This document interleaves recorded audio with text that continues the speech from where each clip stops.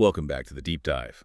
Today we're cracking open a truly comprehensive stack of sources that bridges ancient spiritual philosophy with a profound and, frankly, challenging questions about modern identity. It really is a remarkable collection. I mean, we have everything from foundational theological texts to meticulous historical accounts and even contemporary social commentary. So our mission for you, the listener, is to try and provide a kind of roadmap. Exactly. We're going deep into the spiritual bedrock, the concepts that define the divine, and then we're going to contrast that, eternal wisdom with the very real day-to-day pressures of maintaining a visible, unique identity in the 21st century. Okay, so let's unpack this.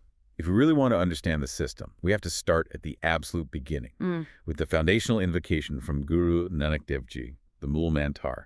So what is the fundamental, the core essence of this philosophy, and how does it start with that profound idea, Eko Ankar?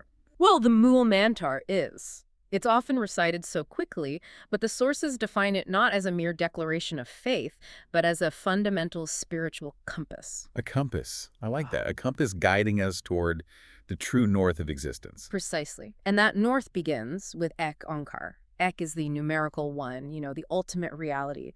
Onkar is that infinite awareness, that boundless energy. So together it's asserting a kind of radical unity. A non-negotiable unity. The creator and the creation are inseparable. They're just two expressions of the same, one divine light. So the diversity we see, all the forms, all the people, all the stars, that's all real, but the essence underneath it all is singular. That sounds beautiful, but is it just a philosophical assertion? Or do the sources find resonance for this in the material world? Oh, they absolutely do. And this is where it gets really interesting. Okay. The sources connect this concept of unity directly to modern science. Think about physics, for example. The entire universe, with all its galaxies and complexity. It's all theorized to have begun from a single point, the singularity. Exactly, the singularity. And even today, all matter arises as excitations of one underlying quantum field. So this ache concept, this oneness, it seems to be baked into the fundamental structure of reality itself, not just imposed on it as a belief. If the divine structure is inherent in physics, not just imposed upon it, that changes everything. It means the physical search for truth is just as valid as the spiritual one. It does, and biology echoes this so powerfully. We tend to focus on our differences, right? But the sources remind us that all living beings share the same fundamental genetic code DNA. Right. The classic example is that we share something like 98% of our DNA with chimpanzees. Yeah, and the sources even mention the slightly funnier fact that we share about 60% with, of all things, a banana. A banana, okay. But it's not just trivia. It illustrates the point that life is inherently one tree with many branches. This whole web of interdependence is the practical, observable reality of Ek Onkar. That completely reframes our shared existence. So moving along the Mool Mantar, we get to Satnam and Kartapurak. Satnam is truth as identity. Yes, Satnam is critical. It means the divine's very essence is truth. So it's not localized. It's not bound to a statue or a ritual or a specific temple.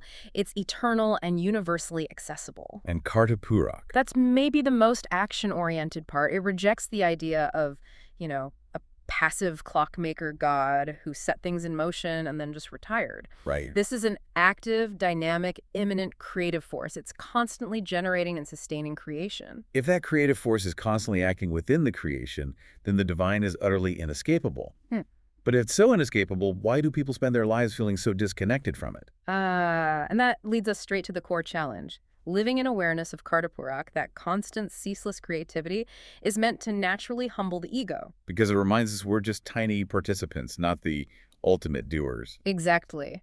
The sources even draw a fascinating parallel here, mentioning the Harvard astrophysicist Eric Chason. His concept is that the cosmic creative process didn't just end with the Big Bang, it's a continuous flow. That perfectly mirrors Gurbani's definition of Karta. So if unity and that creative flow are the goal, then the obstacle must be the part of us that insists we are the ultimate doers. The source singles out Haumai. What does that word really encapsulate? Haumai is the ego. It's self-importance, self-centeredness, all that I, me, and mine thinking. Guru Nanak Sahib was blunt about it. He called it a chronic ailment, a dear rog. A chronic disease. But then he added this profound insight. Ego self-importance is a chronic disease, yet there is also medicine in it. That's the paradox. If the cure is built into the disease, why is it such a universal struggle? Where do we see that playing out today? We struggle because Haumai is so insidious. It manifests in everything. Guru Nanak says, in self-importance they come, and in ego self-importance they go. It creeps in when a baby is born and just persists. And it's not just about, villainous pride. Not at all. It's the professional ego, the drive for self-branding on social media, the self-righteousness we might feel when we donate to charity. Even in good acts, if the motivation is to reinforce the self, look how good I am, or look how much I achieved, that's Haumai in action. So the disease is seeing the self as the center of the universe. The cure, then, must be the realization that we're just a branch on that one tree we talked about. Exactly. The medicine is to fully acknowledge the truth of Kartapurak, that the creative force flows through us, not from us. And when that I, me, mine thinking starts to dissolve, that's what leads to the breakthrough experience, Darshan. What exactly is Darshan? Is it just seeing a holy image, or is it something deeper, like a peak experience that transcends the ego? It's the latter. The texts describe it as Anuhavparkash, the light of inner realization. It's this intense transcendental moment of joy and absolute unity where you feel fundamentally at one with the world. And the source material connects this ancient concept with some really influential psychological work from the 20th century. Tell us about the link to Abraham Maslow. Right. So Maslow defined these peak experiences, which are moments of intense clarity and joy that come from self-transcendence. Darshan maps almost perfectly onto this. So when the self is transcended, Yeah. what happens? The person develops what Maslow called intrinsic humane values. Simplicity, fairness, a profound benevolence, and autonomy that allows them to put others' needs first. It's proof that losing the ego doesn't lead to apathy. It leads to a higher function and deeper empathy. And for listeners who crave that physical explanation for the spiritual, we have to talk neurotheology. Yeah. Where is this happening in the brain? Well, neurological researchers have studied these intense spiritual moments. They suggest that during deep meditation or an experience like Darshan, there's a measurable reduction in external awareness. But a simultaneous expansion of interior consciousness. Exactly. They point to the temporal lobes and, fascinatingly, the anterior insula as key areas involved. And the result of that neural shift. It produces a strong feeling of certainty, a knowledge so complete, so internal, that language just fails to capture it. The sources refer to this as Gunji Da guard. Wait, let's just sit with that image. Gunji Da guard. That literally means the experience of a mute person tasting jaggery like the sweetest candy. You know exactly how wonderful it is, but you have absolutely no ability to articulate it to anyone else. It's just a pure nonverbal certainty. It is. It's the ultimate, undeniable inner verification of the unity we talked about in the Mool Mantar. That is a perfect hinge point. We've talked about the internal philosophy of unity, the lifelong struggle against ego. Now we have to transition to the external manifestation of that commitment. Right. And the sources focus immediately on visible identity, specifically the discarding of unshorn hair, or case, which Guru Hargobind Sahib made a unique and mandatory identity marker back in 1699. The contrast here is just staggering. For the historical Sikh, hair, the case, was revered as the Guru's gift, a symbol of identity and faith. Guru Arjan Ji even said, "With my hair, I wash the feet of your slave. This is my life's purpose." So hair was seen as a vehicle for cultivating humility. Humility and service, yes. And to bring that commitment to life, we have to talk about the story of Baitar Singh. Okay, tell us. Baitar Singh, born in 1720, was arrested for standing up for persecuted Sikhs. The governor offered him a simple way out. Cut your hair and embrace Islam. And he refused. Famously refused. He said his hair was the Guru's seal and he'd offer his scalp instead. So, in 1745, a cobbler was ordered to remove his scalp. He died 22 days later. His sacrifice is remembered in daily Sikh prayer, reinforcing that identity was worth everything. That level of conviction is, well, it's almost unimaginable today. Yet the sources detail this massive contemporary drift away from that very identity. What are the current pressures causing this erosion? It's a multi-layered problem. It starts with internal pressures, the desire to blend in, to fit in society, or finding the upkeep of long hair cumbersome. But the external pressures seem far more insidious. They are. We see young people feeling the intense sting of bullying and peer pressure. And critically, there is compliance with the job grooming requirements. This becomes the convenient route. Just sacrifice the visible identity rather than challenge a discriminatory norm. And the subtle societal bias is continually reinforced by language, isn't it? Absolutely.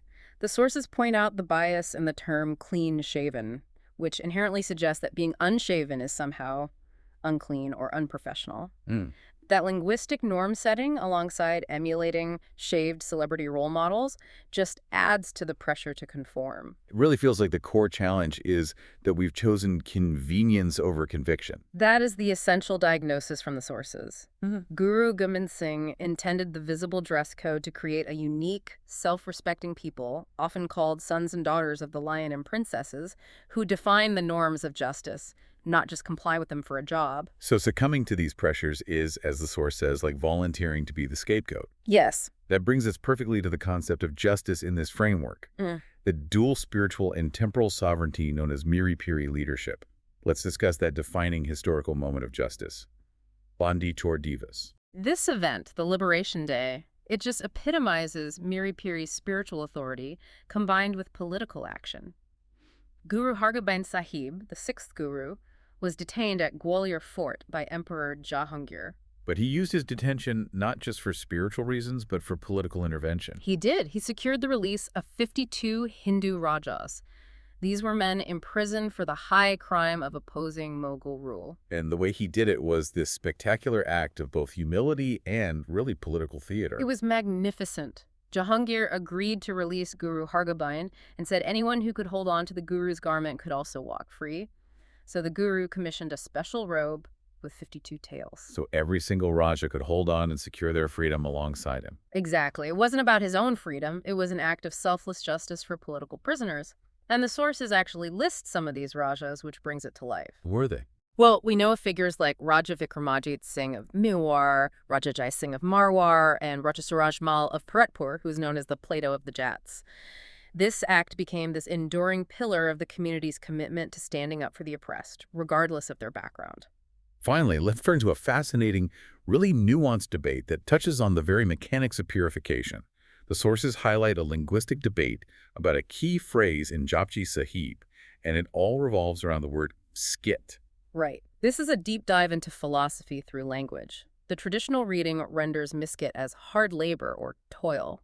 So if you go with that reading, it suggests liberation comes through meditating on Nam and working diligently by the sweat of your brow. Spiritual achievement as a result of rigorous effort. Yes, but the alternative interpretation, it shifts the entire theological focus. How so? The proposed alternative is to pronounce it as emskit, maskat. Under this interpretation, ems means the blackened soot of the mind, the impurity from Haumai, and kit means decimated or cleansed. So the whole debate is whether purification comes from sheer, exhausting effort or from a profound internal shift in understanding. Precisely. If we accept emskit, it means the soot of the mind is decimated and faces become radiant, not because of rote recitation or exhausting labor, but because the individual has truly understood and internalized the divine attributes from the Mool Mantar. It brings the focus back to wisdom over ritual. We've covered so much ground in this deep dive, from the unifying foundation of Ek Onkar and the ceaseless creativity of Kartapurak, to the psychological warfare needed to defeat Haumai and the pursuit of that transcendental joy, Darshan.